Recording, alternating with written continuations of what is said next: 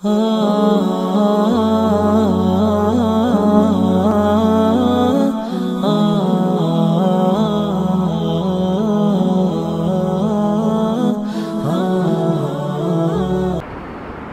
بھی ہم تخصص کی کلاس میں نے علماء سے پوچھا کہ جی لوگ کہتے ہیں کہ جی فلاں مولوی میڈیا پہ یہ کہہ رہا ہے، کوئی کیا کہہ رہا ہے، کوئی کیا کہہ رہا ہے، کوئی ٹی وی پہ کیا کہہ رہا ہے، تو اب ہم کیا کریں، کس کی سنیں، کس کی مانیں؟ یہ بہت سوال ہوتا ہے، کیونکہ میڈیا والوں کا تو پورا پروگرام ہے کہ 4-5 مولویوں کو اکٹھا کر لیتے ہیں مختلف خیالات کے، اور ایسے چبھتے چبھتے سوال کرتے ہیں، اختلافی سوال کرتے ہیں، وہ آپس میں لڑتے ہیں تو کہتے ہیں دیکھو مولویوں کا یہ حال ہے۔ وہ تو پوری پلاننگ کر کے ایسا کرتے ہیں تاکہ لوگوں کو دین سے، قرآن سے، اسلام سے متنفر کیا جائے۔ ان کا تو پورا پروگرام ہے۔ تو اب لوگ یہ کہتے ہیں جی کس کی مانے، کوئی کیا کہہ رہا ہے، کوئی کیا کہہ رہا ہے، کوئی کیا کہہ رہا ہے۔ اب دیکھو کتنی بڑی سازش ہے یہ۔ اسی لیے علامہ اقبال نے کہا یہ اہل کلیسا کا نظام تعلیم ایک سازش ہے فقط دین و مروت کے خلاف۔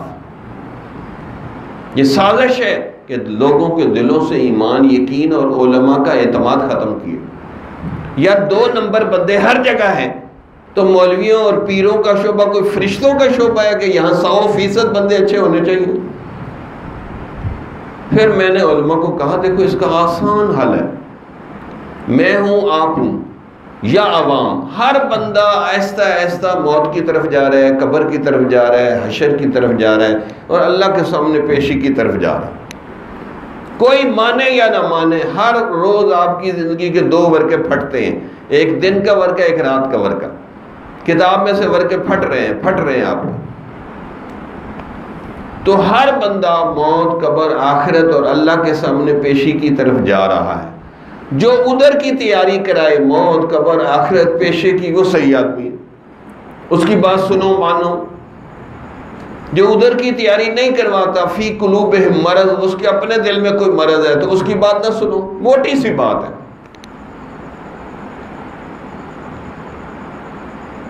یہ کس کی سنے، کوئی کیا کہہ رہا ہے، کوئی کیا کہہ رہا ہے؟ بھئی ہم یہاں موت، قبر، آخرت کی تیاری کرنے کے لیے ہیں۔ جمال الوجود بذكر الإله وتصفو الحياة بنور هداه، جمال الوجود بذكر الإله وتصفو الحياة